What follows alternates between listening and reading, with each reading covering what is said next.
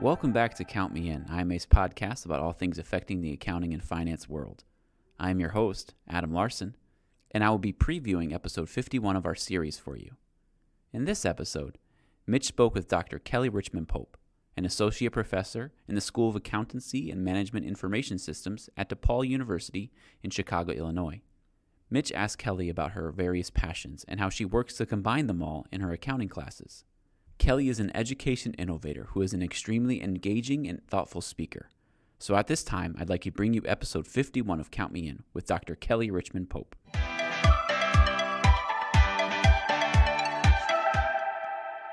So based on your LinkedIn and some other podcasts I've listened to you contribute to, I know you've said in the past your passions are fraud, film, and lifelong learning. So to kind of start, and we'll talk about fraud first, what is it about that and ethics that makes you so passionate? Well, I think what makes me so passionate about fraud as a subject area is that any of us can find ourselves either engaged in one or victimized by one. And so it doesn't discriminate. And so I think it's not a situation where it's them, it could be any of us. And so I think the fact that anybody could be involved in one is really what fascinates me about them. And I think if you look at the trend of popular culture with the number of shows about crime and fraud, I think other people would agree that it is a very addictive type discipline. And I think it's so addictive because it's so applicable to all of us. So that's really what fuels my fascination. And I completely agree with you. It really does draw you in, all these movies and television shows. I know another part of, or the main part really of what you do is teaching. And I'm just curious how you kind of weave this idea of this fascination and passion for fraud into the classroom. Well, I think what is really important about accounting as a discipline is accounting is the backbone of everything, or money, or the ability to account for money correctly. And so, regardless of what the fraud scenario is, there's always a money story and there's always a financial impact. So, the person that can understand that and explain that to the lay person is the most powerful person in the room.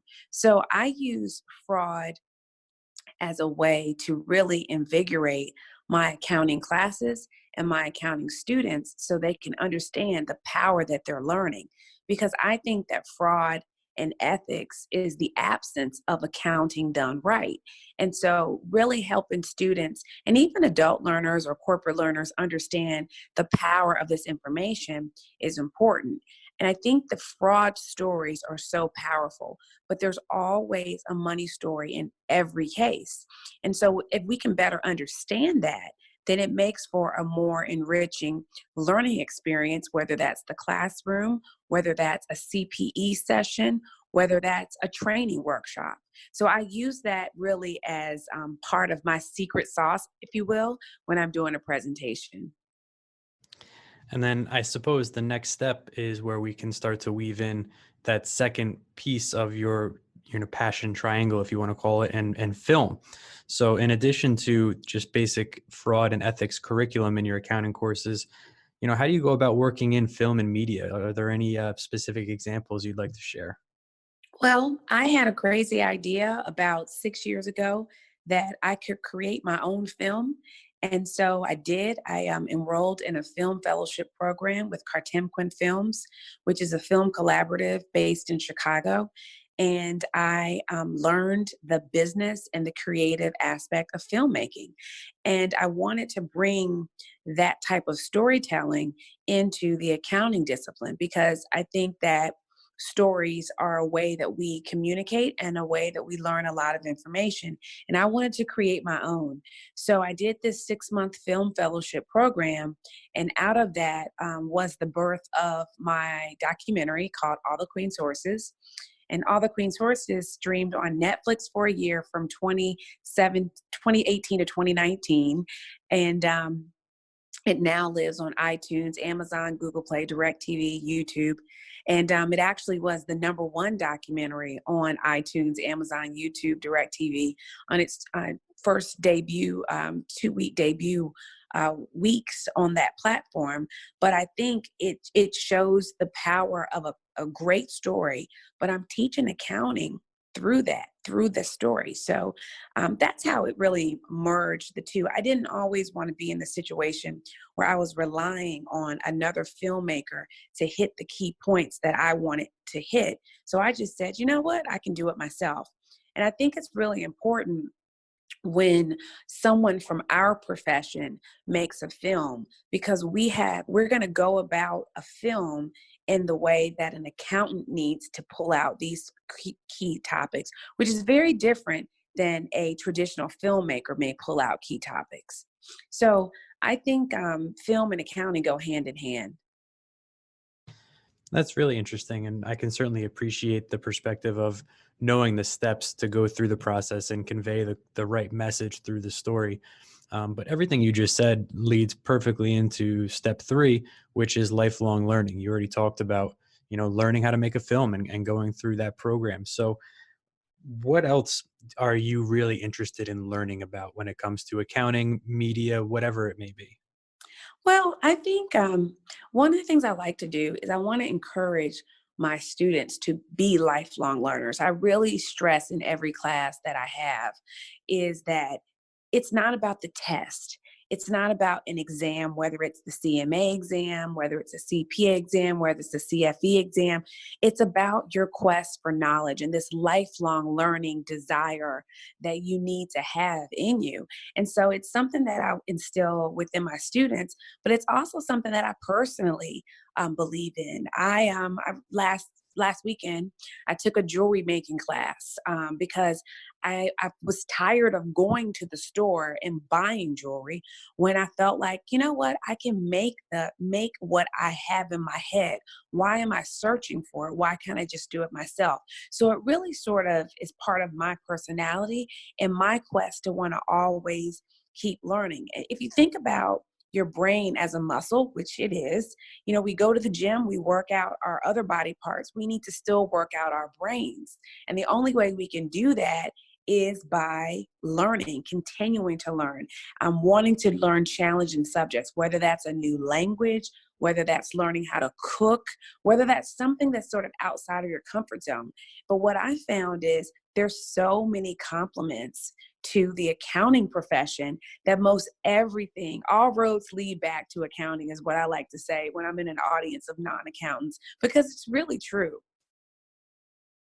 I just want to take one step back real quick and just ask you if you can pinpoint any maybe event or whatever you attribute your curiosity to. To me, it sounds like, you have such an interest in learning new things. You're curious about things. You want to solve problems. So when did that really start?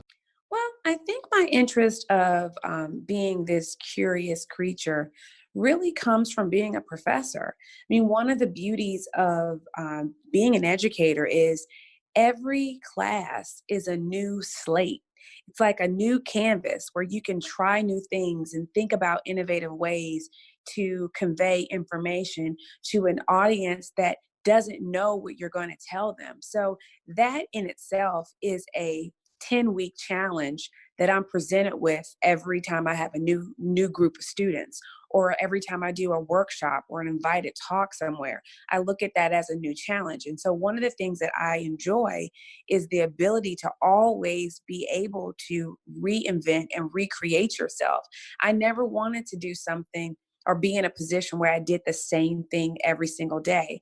And being an educator is the perfect job for somebody that wants to continuously change and continuously update themselves and use new methods to do that. So I think it started early, just when I decided that I wanted to become an educator. And this will loop us right back to our conversation and really focus on the accounting student, the accounting professional, continuing education. What is it that you believe all accountants must do, must be aware of, things that you really emphasize and focus in your classes or your presentations? I think all accountants must be comfortable with the trend in understanding data analytics. And I think we have to embrace technology in a way that makes us more efficient and more efficient in dealing with clients. And that's, utilizing bots, understanding AI. We have to keep up with the trends and be able to be flexible and nimble. And so I think right now, if you ask me this today, I think all accountants need to be aware of data analytics. I think that, and to say that differently, we all need to be comfortable with learning a new language. And that doesn't have to be a new language like Spanish, French, Italian. It means a new coding language. So I think challenging ourselves to learn how to code and being comfortable with things that we might outsource in the past, we need to become versatile in a lot of different areas. And I picked this up when I started interacting with filmmakers, and I realized that filmmakers have about 6 different skills wrapped up in one person. They often can do graphic design, they can shoot video, they can edit video, they know how to light spaces, they know about audio. So they know all of these things. They're like a one-stop shop kind of person. And I think that we need to be the same kind of person, the same type of professional, where we have all the skills wrapped up in us as well, so we don't have to outsource so much of what we do. So I think that that's one of the things that we need to do, so we can become the super professional as opposed to being concerned that we're going to be an outsourced profession. I love that response, and I appreciate that perspective on this. So I would kind of just, I'd like to ask a follow-up and wrap up the conversation with, what do you see the connection between data analytics, all these emerging technologies, and the fraud that you are so passionate about? Where does that intersection occur?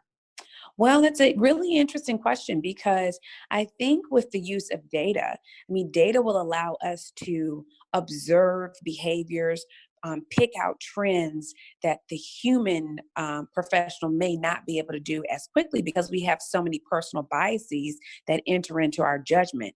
And so I think with the use of data, we will be able to identify fraud patterns in a way that we might not have been able to in the past. So I hope that as we embrace data analytics and more technology, fraud discovery will start to rise. Because if you really think about it, fraud is one of our world epidemics.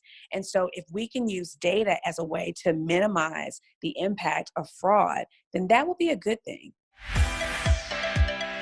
This has been Count Me In, IMA's podcast, providing you with the latest perspectives of thought leaders from the accounting and finance profession. If you like what you heard and you'd like to be counted in for more relevant accounting and finance education, visit IMA's website at www.imanet.org.